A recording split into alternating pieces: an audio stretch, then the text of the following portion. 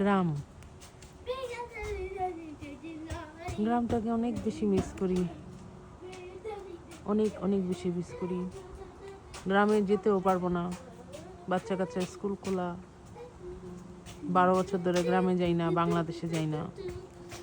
সংসার জীবন করতে কত কষ্ট না, কত কিছু স্যাক্রিফাইস করতে হয় মেয়েদের। জামাইয়ের সংসার করো, বাচ্চা কাচ্চা পালো, 12 বছর ধরে ঘরবন্দি,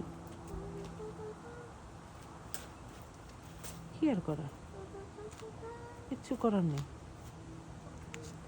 সিম গাছ লাগিয়েছিলাম, প্রতি সিজনে একবার করে লাগাই, কোনো সময় সিম পাই না। এইবারও সিম গাছ লাগিয়েছি মার্চের দিকে, তারপর সিম গাছ মরে গেছে। পরে আল্লাহকে বললাম, আল্লাহ আপনি যদি চান তাহলে আমাদের সিম খাওয়াতে পারবেন, আমাদের রিজিকে যদি থাকে। আল্লাহ দিছে, আলহামদুলিল্লাহ। কিন্তু প্রতিদিনই আতঙ্কে থাকি যে কখন ঠান্ডা পড়ে যায়, কারণ এই দেশের তো কোনো স্টেশন নাই। আরাফ যাবে না, চলে আসো, ওখানে বাঘ আছে, বাঘ আছে, তোমাকে কামড় দেবে। তেহারি রান্না করতেছি লাকড়ির চুলায়, দেখা যাক গ্রামটাকে জীবিত করি 2 দিন পরে পরে। তারপরে তো মনের আওয়াজ মিটে না,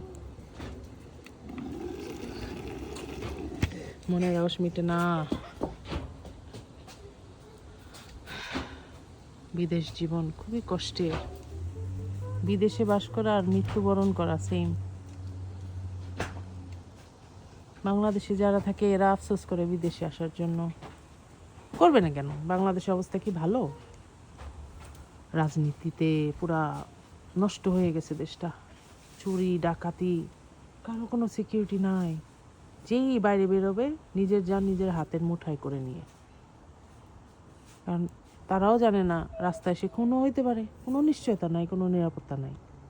গরম, মশা, ওয়েদার ভালো না, কারেন্ট থাকে না, কত জ্বালা বাংলাদেশে। এই জন্য মানুষ পাগলের মতো বিদেশ চলে আসতে চায়। বিদেশে একটা জিনিসই কি, নিজের কাজ নিজের করে খেতে হয়। হ্যাঁ, হেল্পিং হ্যান্ড কম, কিন্তু বিদেশ জীবন অনেক আরাম। মশা নাই, গরম নাই, গরম থাকলেও টলারেবল, শান্তি আছে বিদেশে। খালি কি একটাই শূন্যতা, সেটা হচ্ছে আপন মানুষ। অবশ্য আমার এখানে আমার ফ্যামিলি সবাই থাকে, মা, আন্টি, কাজিনরা, কিন্তু বাংলাদেশে তো আরও মানুষ আছে, তার মধ্যে আবার বাংলাদেশে মাটির গন্ধ নিতে ইচ্ছে করে। হায়রে বিদেশ জীবন, মিস ইউ বাংলাদেশ।